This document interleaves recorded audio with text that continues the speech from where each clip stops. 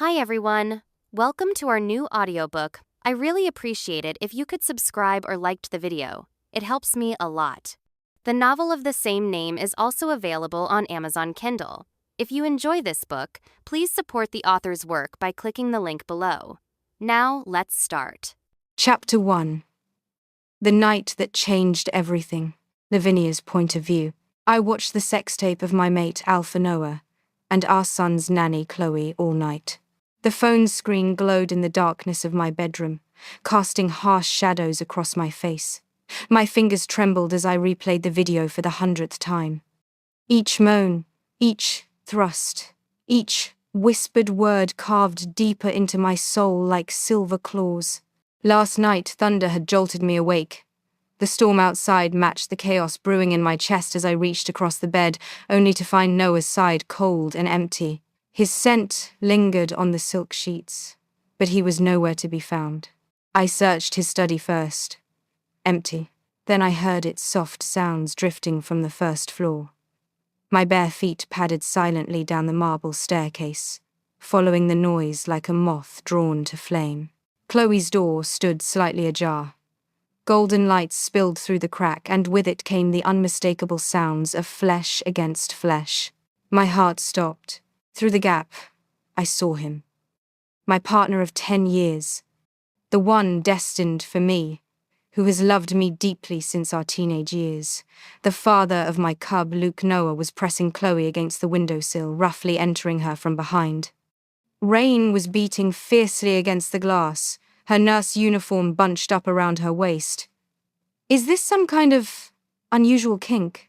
Oh, Alpha, Chloe gasped, her voice dripping with satisfaction as Noah pinned her against the windowsill. You're so much bigger than... Shut up, Noah growled, gripping her hips tightly as he fucked her roughly and violently. You little slut, dressing like this you just want me to fuck you senseless, don't you? The lewd sounds of their coupling filled the air, each wet slap a dagger to my heart. Tell me, Chloe purred, arching her back against him, does it feel better with me? Or with your precious Luna? My breath caught in my throat. How dare she? Noah's hand moved to cup her breast, squeezing roughly. You're nothing but a toy, Chloe. A sexy little doll for me to use when I need release. Don't ever compare yourself to Lavinia. Relief flooded through me for a split second before Chloe's next words destroyed it completely. Then why do you drug her every night? She taunted, grinding back against him. Why put sleeping pills in her precious tea if you don't prefer me in your bed? My blood turned to ice. Because she's too weak to satisfy me, Noah growled, his thrusts becoming more violent. Ever since she gave birth to Luke, she's been fragile. Pathetic. I need you, you slut, to let me fuck you. No. No. The tuberose tea. The one that helped me sleep so peacefully every night. The one Noah personally brewed for me with such tender care, telling me it would help my health recover from Luke's difficult birth. It was all a lie. He'd been drugging me. For how long? Years. Also, he could sneak down here and rut with our son's caregiver like an animal in heat. My hands shook as I pulled out my phone, fingers barely steady enough to start recording. I captured everything, their move from the windowsill to the sofa, then finally to Chloe's bed. Every thrust, every moan, every whispered endearment that should have been mine. That's it, Noah groaned, his face contorting with pleasure as Chloe wrapped her legs around his waist. Take it all, you little whore. Yes, Alpha, she cried out, her nails raking down his back. Breed me like you bred your Luna. The words hit me like physical blows. I stumbled backward, nearly dropping my phone as bile rose in my throat. When I finally made it back to my bedroom, I collapsed onto the bed and watched the video again, and again, and again. Noah never came back that night. As dawn broke through the windows, painting everything in shades of gold and pink that once would have seemed beautiful, I made my decision. The Lavinia who had endured in silence, who had made excuses for her mate's distance, who had blamed herself for not being enough that Lavinia died with the sunrise. I was done. Noah might be on the verge of becoming the Alpha King of the Northern Territory. He might believe I was trapped, weakened by the loss of my wolf during Luke's birth, dependent on his protection and provision. But Noah didn't know who I really was. Those years he thought I'd spent studying abroad in Europe. I'd been training with Michael Caine's rogue organization, becoming his most trusted second-in-command. The legendary cipher wasn't just a ghost story whispered among pack wolves. She was me. And now, 6 years later, Michael Caine ruled as the Alpha King of the European territory. My fingers trembled as I scrolled through my contacts to a number I'd memorized but never dared call. The phone rang once, twice. "Livy? Is that you? You finally called me." Michael's voice was exactly as I remembered, warm, strong, safe. "It's me," I whispered, my voice cracking despite my efforts to stay strong. "Michael, I need help. Can you get me out of here?" Silence spread between us. I was uneasy. 6 years had passed. Did he still need me? Without the wolf, it seemed I was no longer of any use to him. "Of course," he said finally, and I could hear the smile in his voice, even as concern colored his tone. "I've been waiting 6 years for this call, Livy. Give me 1 month to prepare. You know the kind of control Noah has over the Northern Territory. Now we need to be careful." Relief flooded through me so powerfully I nearly sobbed. "I want to bring my son, Luke, with me. Is that possible?" 2 plane tickets," Michael replied without hesitation. "Livy, in 1 month, I'll come personally to bring you home." Home. The word felt foreign and wonderful on my tongue. I ended the call and walked to my desk, pulling out a calendar with hands that finally felt steady. I circled a date 30 days from now in red ink, the color bold and defiant against the pristine white paper. 30 days until freedom. The countdown began now. Chapter 2. The truth everyone knew. Lavinia's point of view. I walked towards the closet, ready to change out of my pajamas. The morning light filtered through the curtains, casting everything in a deceptively peaceful glow. But as I reached for a fresh dress, something caught my eye on the closet floor.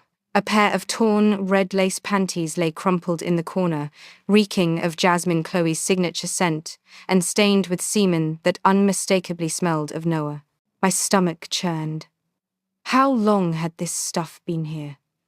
How many times had he brought her into our bedroom, into our sacred space? Or had Chloe thrown it in here to provoke me? Since I had already decided to abandon this disgusting man, things like this will no longer stir my heart. I put on a pair of gloves with a cold sneer, ready to throw these disgusting things back in that bitch's face. I picked up the soiled underwear and headed downstairs, my steps so light that even the Omega servants didn't notice my approach. They were gathered in the kitchen, chatting idly as they prepared breakfast.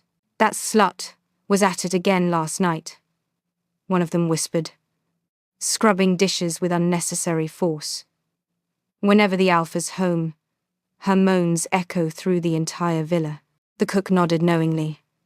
"I found her bodily fluids on the kitchen counter this morning. Had to scrub it clean before anyone else saw." "She's a natural-born whore," another servant added with disgust. "Capable of luring the Alpha to her room every single night. Poor Luna has no idea what's happening under her own roof." My blood ran cold. They all knew. Every single person in this house knew about Noah's affair except me. When they spotted me standing in the living room, holding the underwear, they froze like deer caught in headlights. The kitchen fell silent except for the sound of running water. An Omega servant finally plucked up the courage to speak, her voice trembling.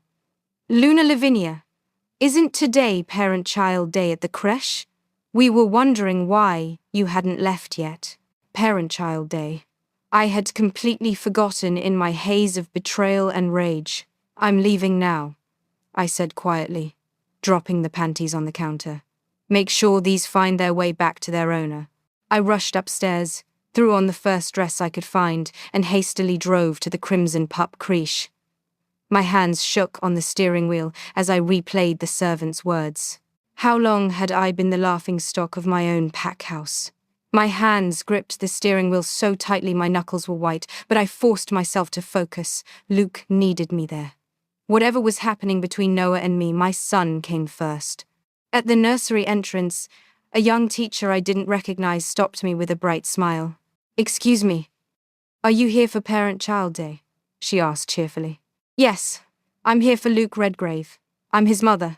The teacher's smile faltered, confusion clouding her features. "But hasn't the Luna already arrived?" My blood turned to ice. "I am Luna Lavinia, Luke's mother." The teacher pointed toward the playground, her voice uncertain. "Then who is that?" I followed her gaze and felt my world tilt on its axis. Chloe. Chloe was there, playing with my son, laughing as he chased her around the playground equipment. She was wearing one of her flowing sundresses, the kind that made her look innocent and motherly. Luna Lavinia! Linda, Luke's regular teacher, came rushing over with panic in her eyes. She shot the new teacher a warning look and quickly ushered her away. "I'm so glad you could make it. Please, come inside." But I was already moving toward the playground, toward my son who was giggling in the arms of his father's mistress. "Luke!" I called out, my voice carrying across the yard. My little boy turned, his dark hair catching the sunlight. But when he saw I was empty-handed, his face immediately scrunched into a scowl. "Where's the venison pie?" he demanded, his small hands planted on his hips in a gesture that reminded me painfully of Noah. "You promised yesterday you'd bring it today. Where's the venison pie?" he demanded, not even bothering with a greeting. "You promised yesterday you'd bring it from the Neutral Zone bakery." My mind went blank. In all the chaos of discovering Noah's affair, I had completely forgotten. "I'm sorry, honey. I forgot, but I can." "Go buy it now!" Luke shouted, his small face red with rage. "Chloe's been talking about it for days. She really wants to try it." Chloe stepped forward, with a perfectly practiced look of understanding. "Oh, Luke, it's okay. I can go buy it myself later." "No!" Luke cut her off imperiously. "Mom has time. The famous bakery in the Neutral Zone has a 3-hour wait, but Mom doesn't have anything important to do." He looked at me with the kind of casual cruelty that only children could manage. "She loves doing things for me anyway. She'd be sad if she couldn't serve me. That's what she was born for." The words hit me like a physical slap. My own son, my precious boy that I'd nearly died bringing into this world, was speaking to me like I was a servant, like I existed solely for his convenience. I swallowed my anger and forced a smile. "You're right, sweetheart. I'm sorry I forgot. I won't forget tomorrow." Luke replied impatiently, not even looking at me. "You'd better not forget." Each word felt like a silver knife sliding between my ribs. This was my child, the puppy I'd carried for 9 months, the premature pup I'd nursed back to health with sleepless nights and endless worry. When he'd been born too early and too small, I'd barely left his side. I'd regulated every aspect of his life to ensure he grew strong and healthy, sacrificing my own needs for his. To ensure he grew up healthy, I was extremely meticulous about his life. I didn't allow him to touch junk food and enforced a strict schedule for meals, sleep, and play. Every decision I made was for his well-being. 6 months ago, I had fallen gravely ill with a mysterious condition that left me bedridden for weeks. That's when Noah hired Chloe to come to the pack house as Luke's nanny. I never imagined that after only 6 months with her, my son would favor her so completely over his own mother. The coach's whistle blew across the playground. "Attention, parents and pups! It's time for our 3-legged race. Each team needs 1 parent and 1 child." My heart leaped with hope. This was my chance to reconnect with Luke, to show him that I could be fun and playful too. "Luke!" I said, excitedly moving toward him. "Let's be partners. This will be fun." But without even looking up from where he sat on the grass, Luke tied his own leg to Chloe's with the provided rope. "Chloe is better suited for this game." I dropped to my knees beside him and grabbed his small hand. "Luke, I am your mother. I want to play with you." He violently shook me off, his face contorting with annoyance. "Mum, you're so annoying." I don't actually need you to be my mum. Chapter 3. The Final Blow. Lavinia's point of view. I knelt there on the grass, staring at Luke as he sat beside Chloe, their legs already tied together for the race. My heart was breaking into 1,000 pieces, but I had to know the truth.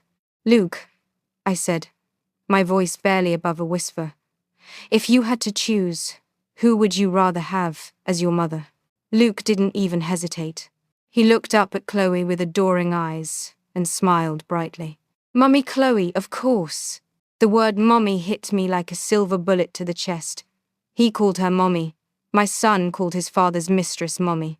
Mummy Chloe's so much more fun than you. Luke continued with the casual cruelty that only children could deliver. Mummy Chloe plays football with me and takes me for burgers and lets me stay up late. You're always so strict and boring. You never want to play, you just make rules and tell me to eat vegetables. Each word was a dagger to my heart, but I forced myself to speak past the pain. Luke, I used to be fun too. I had the swiftest wolf in the entire pack. None of the male wolves could outrun me. I was amazing at football and baseball, better than most of the warriors. My voice cracked as the memories flooded back. I could have played with you every day, taught you every sport, run through the forests with you on my back. But when you were born, I swallowed hard, trying to make a 5-year-old understand a sacrifice he'd never asked for. Something went wrong. I lost my wolf to save your life. My body became weak, so you could be strong. For a moment, Luke fell silent, something flickering in his dark eyes that might have been uncertainty. That's when Chloe struck. Oh, Luna Lavinia, she said with false sympathy, her tone dripping with mock concern. I know you would do anything for Luke. Truly I do. But you can't always use guilt to manipulate a pup into choosing things or people he doesn't actually want. My hands clenched into fists at my sides. The audacity of this woman, lecturing me about my own child while stealing my family. Even though I'm an Omega, Chloe continued, her eyes meeting mine with a challenge. I'm younger, more energetic, more beautiful, and submissive enough to let alphas indulge their true selves. Her words seemed innocent enough to any observer, but I heard the real message underneath. She was talking about Noah, about how she was younger, more energetic, more beautiful. The implication was crystal clear. She was everything I wasn't, everything Noah apparently wanted. Luke's courage returned with Chloe's support. He roughly pushed my hands away from him. Mum, you need to understand my desire to win, he said firmly. Chloe and I are going to win this race. He high-fived Chloe enthusiastically, and she beamed at him like he was the most precious thing in the world. That's when Noah came rushing over, his face dark with rage. Chloe! He barked, his alpha voice cutting through the playground noise. How dare you speak to my Luna with such disrespect? Apologize to her immediately, or I'll have you banished from this pack. Chloe immediately cowered, her eyes wide with fear. I'm so sorry, Luna Lavinia. I didn't mean any disrespect. Please forgive me. The performance was flawless. To anyone watching, Noah looked like the perfect protective mate defending his Luna's honor. Chloe looked like a contrite servant who had overstepped her bounds. But I saw right through their charade. The coldness in my heart spread like ice through my veins. All I wanted now was to take my son away from these two toxic people. I believed that once I got Luke away from their influence, he would be okay again. He had to be. But then Luke exploded. Stop yelling at Mummy Chloe! My son screamed, launching himself between his father and his mistress like a tiny warrior. She's not bad. She's the best. It's my stupid, ugly mother who's the problem. The playground fell silent. Every parent, every child, every teacher stopped what they were doing to stare at the alpha's pup defending his nanny against his own mother. He turned to me with eyes full of contempt that no child should possess. You're extremely stupid and old, Mum. You don't even have a wolf anymore. You're not even an Omega. You're worse than an Omega. The words hit me like physical blows. My own son, my precious boy, was looking at me like I was nothing, like I was less than nothing. My hands began to tremble. I could barely form the words. Luke, do you really prefer Chloe as your mother?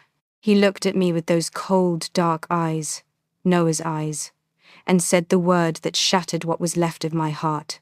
Yes, that single word destroyed me completely. I watched as Luke turned back to Chloe, laughing and chatting with her, like I didn't exist, like I had never existed. My spirit broke. 6 years of sacrifice, of putting his needs before my own, of nearly dying to bring him into this world, and this was what I got in return. Noah moved toward me, his face suddenly full of concern. Lavinia, don't listen to him. He's just a child. He doesn't understand what he's saying. His voice was gentle now, soothing, the same voice that used to comfort me after nightmares. I'll have my mother fire Chloe immediately, he promised, reaching for my hand. We'll find a new nanny, someone better, someone who knows her place.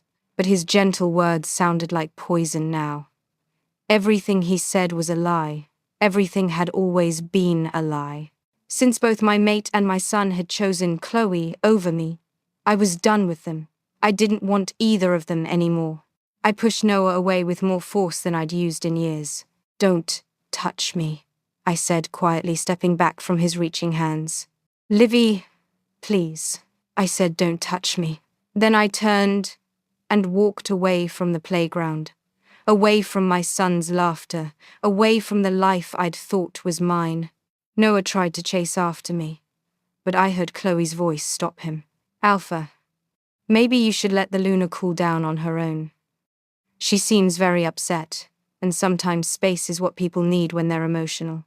How thoughtful of her. How caring. I reached my Porsche and slid into the driver's seat, my hands steady for the first time all day. Noah appeared at my window, banging on the glass. Lavinia, open the door. We need to talk about this. I looked at him through the glass.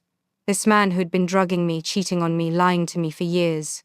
This man who had let our son turn into a spoiled, cruel child under his mistress's influence. I ignored his attempts to make me stay. I slammed my foot on the accelerator and sped away. Chapter 4. The final blow. Noah's point of view. The moment I pushed Chloe onto the leather sofa in the nursery's private lounge, Logan, my wolf, finally stopped his incessant pacing. Only violent, raw sex could quiet the beast inside me when he got like this, restless and hungry for something Lavinia could no longer give. I drove into Chloe with punishing force, my hands gripping her hips hard enough to bruise. She moaned beneath me, her back arching as I took what I needed from her willing body. This is what I need, I told myself as I watched her breasts bounce with each thrust. This is what keeps me sane. But even as I lost myself in Chloe's heat, my mind drifted back to how this all started. 6 years ago, everything had been perfect. Lavinia and I had been electric together, her graceful figure moving beneath me, those long, sexy legs wrapped around my waist as I made love to her with a passion that left us both breathless. Then Luke's birth changed everything. The difficult labor that nearly killed her also stole her wolf, leaving my beautiful, powerful mate weak and fragile. The vigorous sex that had once been our escape became impossible. She simply couldn't handle my strength anymore. Worse, without her wolf to balance mine, Logan became increasingly unstable. My heat cycles grew more violent, more demanding. I needed an outlet, or I would have destroyed her completely. The first time I saw Chloe was at Marcus Reed's pool party, exactly 5 years ago. She'd been floating in the water, her body fuller and more voluptuous than Lavinia's refined elegance. The black bikini barely contained her generous curves, her breasts floating on the surface like an invitation I couldn't ignore. She looked enough like Lavinia to satisfy my wolf, but different enough to justify what I was about to do. I'd dragged her from that pool and taken her upstairs to one of the guest rooms. The moment we were alone, she dropped to her knees without being asked, taking me into her mouth with an enthusiasm that Lavinia, proper, dignified Lavinia, would never show. From that night forward, Chloe became my release valve. Every position too rough for my weakened mate, every primal urge that would have hurt Lavinia, I channeled it all into Chloe's willing body. She was the perfect vessel for my violence, absorbing all of Logan's fury so I could return home gentle and loving to my true mate. Chloe was nothing more than a sex toy, a means to an end. Lavinia was my heart, my soul, my everything. This arrangement protected her from the monster I became when Logan took control. Alpha. Chloe's breathy moan pulled me back to the present. She wrapped her arms around my neck, her nails digging into my shoulders. I'm so sorry about earlier. I'll never dare go near the Luna again. Please don't be angry with me. I grabbed her throat, squeezing just hard enough to make her gasp, and drove deeper into her. You disrespected my mate. I growled against her ear. I should throw you out of this pack for that alone. Please, she whimpered, though her body was responding to my roughness with obvious pleasure. Let me make it up to you. I'll do anything. Suddenly, I froze. Something was wrong. Lavinia was moving away from me. Even though her wolf had gone dormant and our mate bond was weakened, my alpha senses could still track her location. I pulled out of Chloe abruptly and grabbed my phone, opening the tracking app. The red dot that represented my mate was moving farther and farther from the center. Chloe hugged me from behind, her voice sickeningly sweet. Dear Noe, isn't Luke's training session ending soon? Let's go pick him up. The nickname hit me like a physical blow. Something precious was slipping away, and hearing those words from her lips felt like sacrilege. I spun around and slapped her hard across the face. Don't call me that. Her cheek reddened instantly, but I felt no remorse. Only my Livy has the right to call me by that name. I rushed out of the office, leaving her there holding her face. Lavinia's point of view. The spring rain fell in steady sheets over the memorial grove, turning the earth around my mother's headstone into dark, rich soil. I'd been standing here for over an hour, letting the cold water soak through my clothes as I stared at Lyra's photograph embedded in the white marble. My phone buzzed with a new message. The sender was Chloe. It was a photo of her and Noah having sex, his face contorted in ecstasy as he pressed against her naked body. He was on top of her, his face twisted in bliss as he entered her. Her legs were wrapped around his waist, just like I used to do. The timestamp showed it was taken less than an hour ago. Judging by the background, it was in Alpha's private lounge in the daycare center. My son was still on the playground below, yet they couldn't restrain their lustful desires. Mum, I'm sorry, I whispered to the headstone. I've decided to sever the mate bond with Noe and give him custody of Luke. I want to take you away from here. My voice cracked on the last words. I couldn't stay in this place anymore, couldn't let her memory be tainted by the poison of my failed marriage. Suddenly, an umbrella appeared above me, shielding me from the wind and rain. Where do you want to take, Mum? I looked up in surprise to see Noah's clear amber eyes staring down at me with concern. How did you know I was here? I asked, stepping back instinctively. Our mate bond, he said softly. Even weakened, I can still sense when you're in distress. He pulled me into his arms, his embrace tight and desperate. He was obviously lying. The mate bond had gone completely silent along with my wolf. Otherwise, how could I not have sensed he was cheating? His body was burning hot against my ice-cold heart, but the warmth couldn't reach me anymore. I could smell jasmine on his clothes, Chloe's scent, still clinging to him. Were you worried you'd done something wrong? I asked carefully, testing him. Noah's expression grew serious. He raised 3 fingers before my mother's grave, his voice solemn and clear. My love, I swear before your mother that I have never done, am not doing, and will never do anything to betray our bond as mates. If I were to betray you, may the moon goddess strike me down. Thunder rumbled immediately overhead, so loud and sudden that Noah jumped. Even the sky seemed to be exposing his lie. I believe you, I said quietly, though we both knew I didn't. Leaving Noah wasn't going to be as simple as I'd imagined. He was still the alpha of the Crimson Pack, still Luke's father, still bound to me by laws both supernatural and legal. We walked down the mountain path together under our umbrellas, the silence heavy between us. I remembered how he'd helped my mother and me 10 years ago, ensuring her final days were comfortable and worry-free. He'd been so kind then, so genuine in his care for both of us. I couldn't understand how that man had become this one, how someone who'd shown such compassion could betray me so completely. I was about to ask him directly when Noah opened the passenger door of his car. Chloe was sitting inside. She wore a white slip dress with a small shawl draped over her shoulders. Her bare neck was covered in fresh purple hickeys. He actually dared to bring his mistress to my mother's grave. Chapter 5. The Final Blow. Lavinia's point of view. Get out! Noah's furious roar exploded behind me like thunder. Who the hell gave you permission to sit in my Luna's seat? I spun around to see him roughly dragging Chloe from the passenger seat, his face twisted with what looked like genuine rage. She stumbled and fell into the muddy gravel, her white dress immediately staining brown. Noah, she began, but he cut her off with a snarl. That seat belongs to Lavinia. Only Lavinia. For a split second, something warm flickered in my chest. Maybe. Then Chloe dropped to her knees in the mud before me, her hands clasped in perfect supplication, crocodile tears streaming down her cheeks. Luna Lavinia, she sobbed. I beg you, please don't let Elder Ilukanora send me away. I'll do anything, I'll leave the pack house, I'll work in the kitchens, anything. Just, please don't banish me. My blood ran cold. Ilukanora Noah's mother wanted Chloe gone? When had that happened? How did Chloe even know? Mum! Luke's voice piped up from inside the car, his small face appearing at the window with an accusatory scowl. Why did you say bad things about Chloe to Grandma? That's mean. Understanding hit me like a slap. Chloe had orchestrated this entire scene.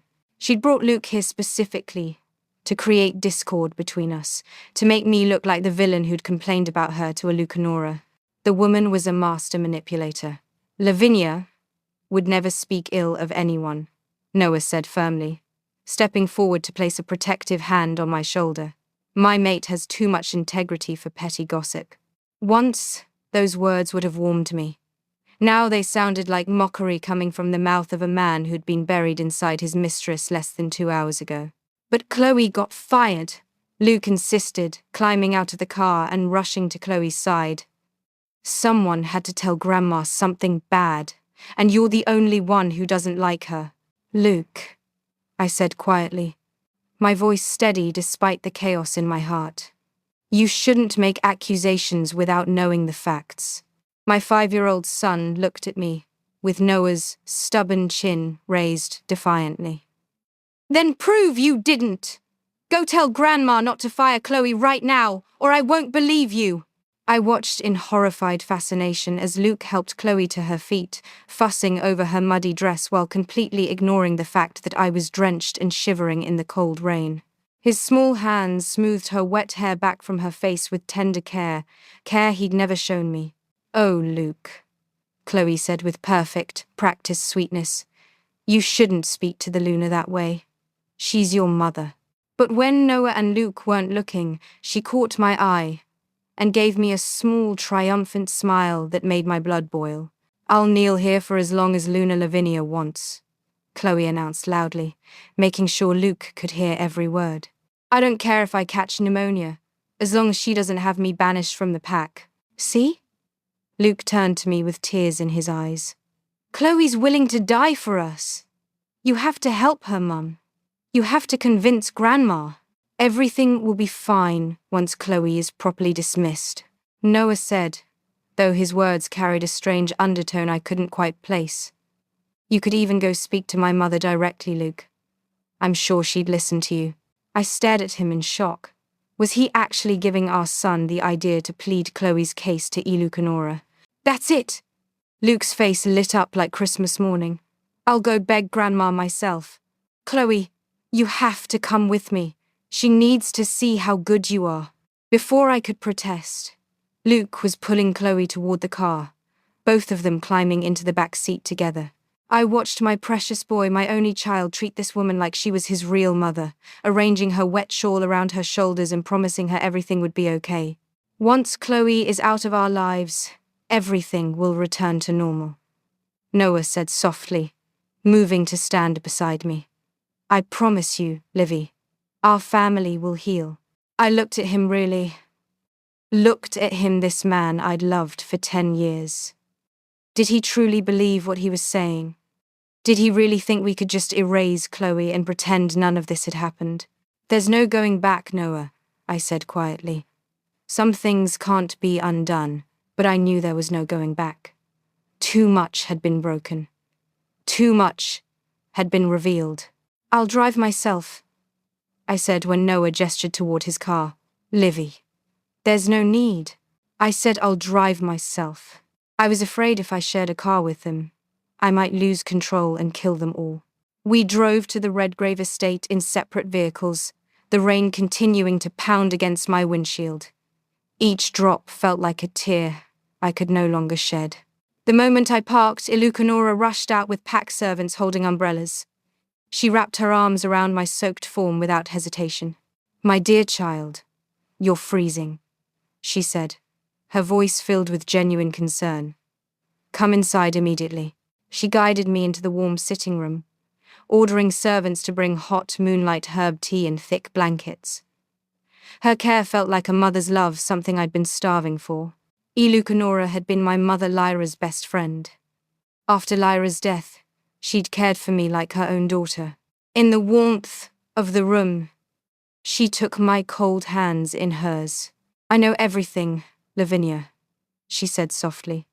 Whatever decision you make, I will always support you. I stand firmly on your side.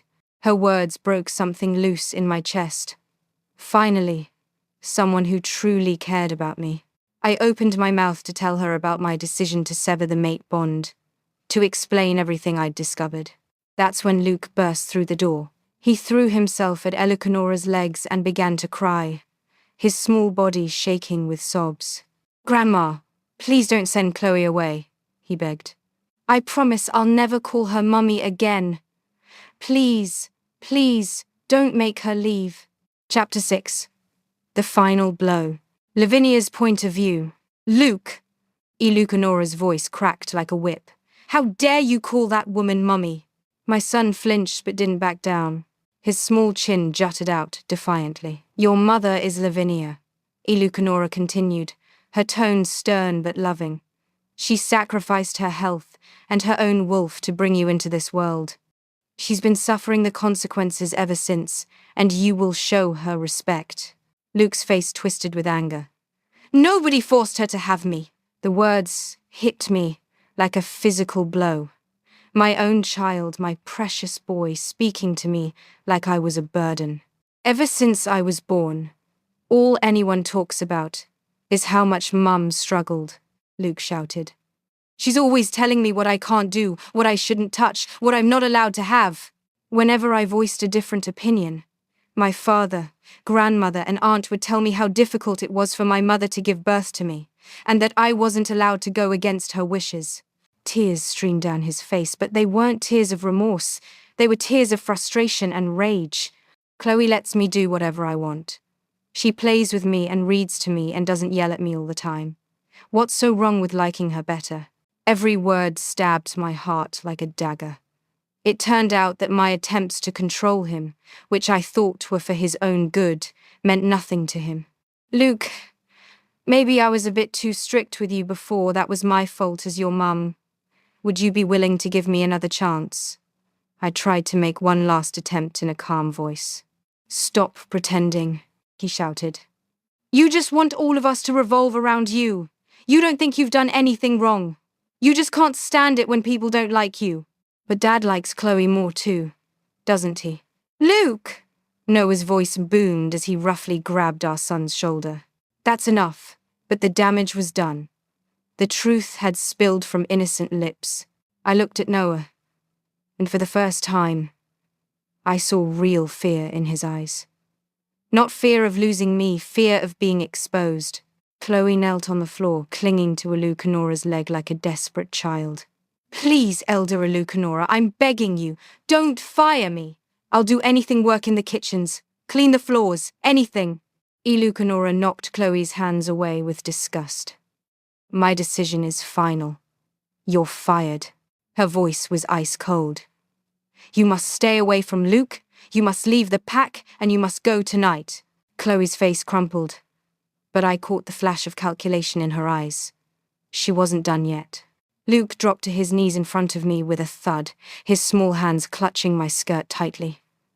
Mum, please. I know I was wrong, okay? I'll apologize, all right? You have to help Chloe. Tell Grandma she can stay. I looked down at my son, this pup I'd nearly died bringing into the world, and felt something cold settle in my chest. I'm tired. I don't want to go along with everything he wants anymore. No, Luke. I won't. His face went white with shock. Then he turned and ran upstairs, his sobs echoing through the house. Chloe slowly rose to her feet, brushing dirt from her knees. When she looked at me, her mask had completely slipped.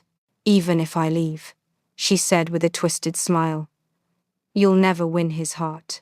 She cast a provocative glance at Noah, her meaning crystal clear. Something snapped inside me. My hand moved before I could think, connecting with her cheek in a sharp crack that echoed through the room. Stop looking at me like that, I snarled. Chloe's head snapped to the side, a red handprint blooming on her pale skin.